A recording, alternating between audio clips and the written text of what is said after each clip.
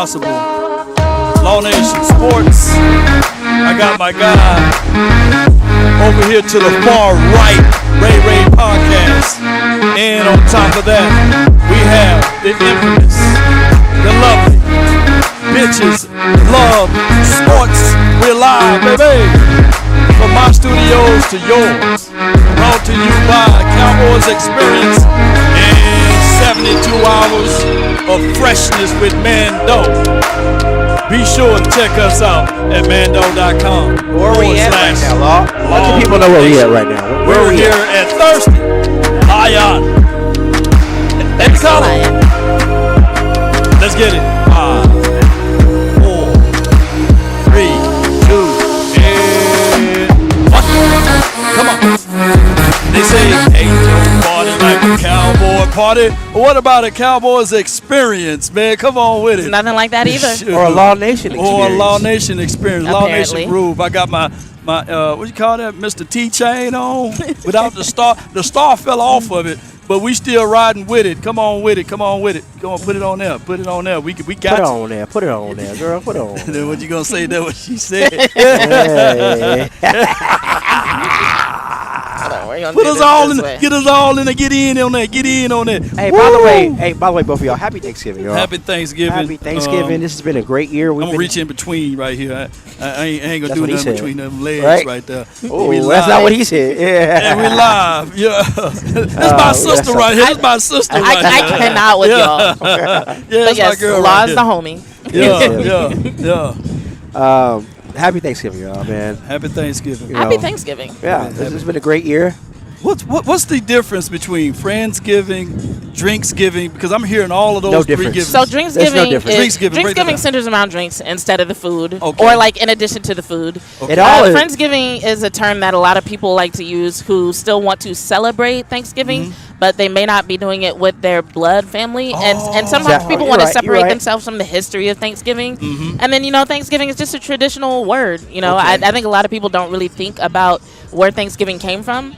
But for those who do and it bothers them, they're like, hey, Friendsgiving, not kicking it with the family, not really, down for the whole history of it. So I'm good for Thanksgiving or Friendsgiving, either one. I'm not sure if y'all are historians, but if you really look at what Thanksgiving is, it ain't it ain't that pleasant of a holiday if you really. But you know what is pleasant about this holiday? What's pleasant? Cowboys football. Come on. It's been a tradition for decades. For decades and beyond. Hey, how are y'all? Yeah. A lot of people filling up here at the Thirsty Lion. In the words of Jameis Winston, are the Cowboys going to eat this dub on Thanksgiving? You eat on Thanksgiving. I feel like Jameis is the only person who prepares and eats his dubs in that way. Yeah. But I do see the Cowboys being able to celebrate the dub with a couple turkey legs. I feel like this is going to be a good Thanksgiving for them. Yes, indeed. So let's dive into that, all right? So Go get it. Let's get into it. Well, we know the Giants, they released their quarterback.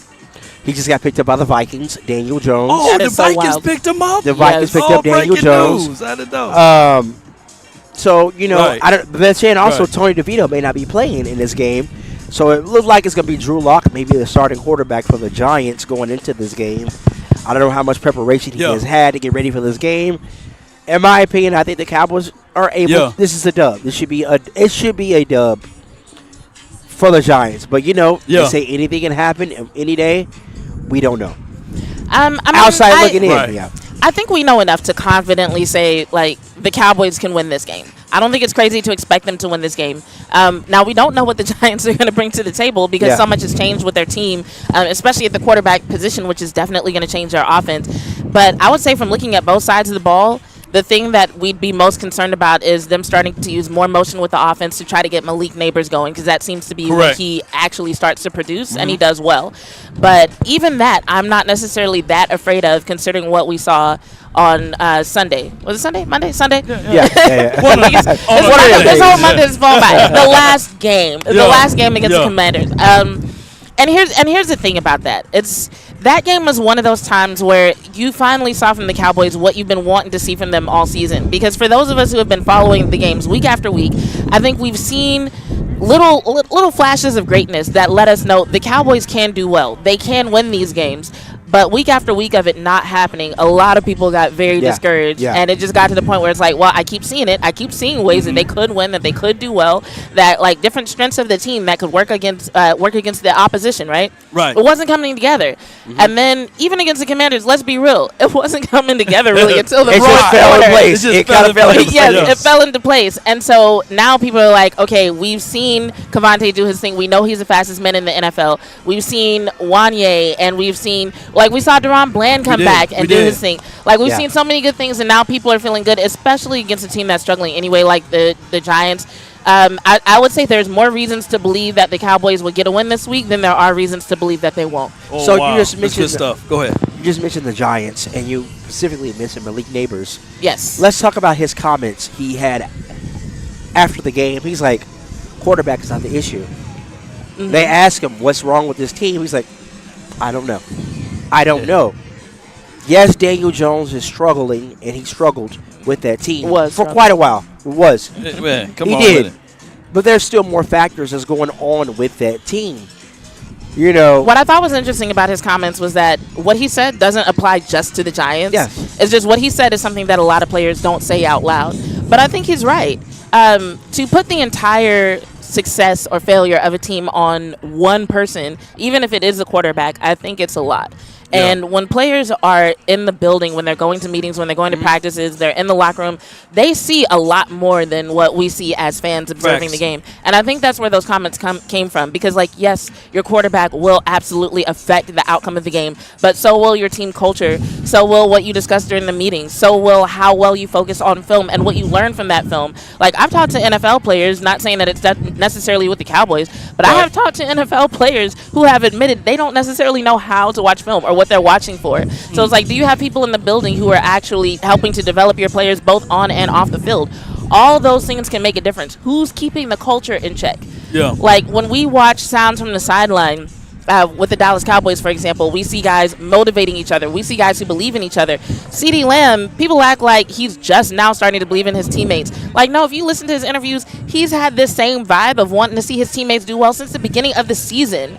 You know, that is something that infiltrates the mindset of your team, and it does make a difference. And I think what Malik Neighbors was saying that, hey, some of those things, it's not just the quarterback, but some of those things are affecting this team. Don't just look at the quarterback. We need to look at, he didn't name anything specifically, to your point, but you can kind of infer, like, oh, there must be some coaching, some cultural, some other issues in play there. So to piggyback off of what you were saying, I got kind of like two questions for you guys.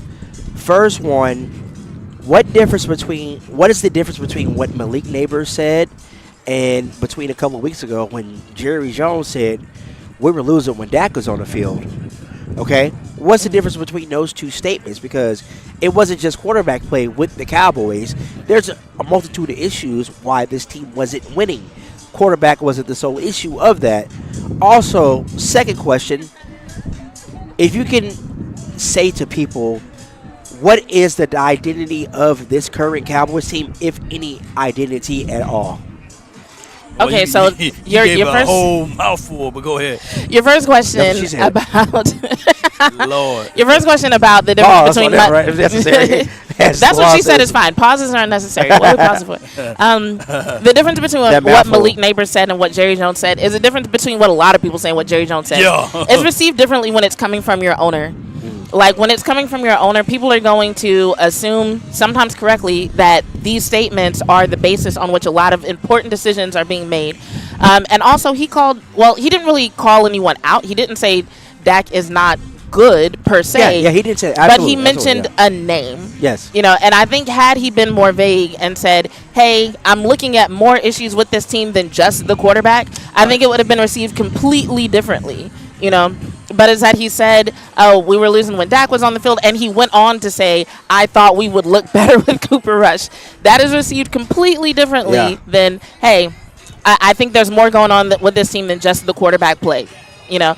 Now, as far as the identity of this team, I would say this team is very resilient. They have a lot of pride. Regardless of whether you think they should have that pride or not, they have enough pride to still be fighting at this point in the season.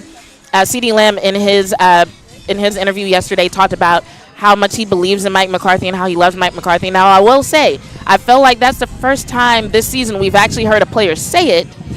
But he said it with a level of sincerity that makes me believe he means it.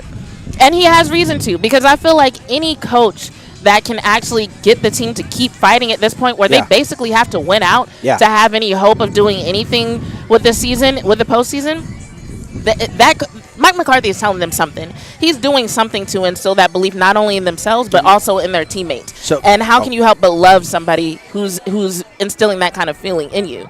So may I ask y'all both a question right now? Based off of Mike McCarthy's body of work up to now, where we are with this team, is it justified for him to give him another chance next year? Based on the standards of the Dallas Cowboys, yes. Now, I feel like there are a lot of teams who would still say no. But what we've seen from the Dallas Cowboys in the past tells us that there's not going to be some young OC who's doing, amazing things in the league, some revolutionary things, some innovative OC that they're going to bring in. When was the last time they did that? They usually find he wasn't innovative, but Jason Garrett. He was innovative. But that's my point. Yeah. But they like outside of Jason Garrett, it's usually a coach who just got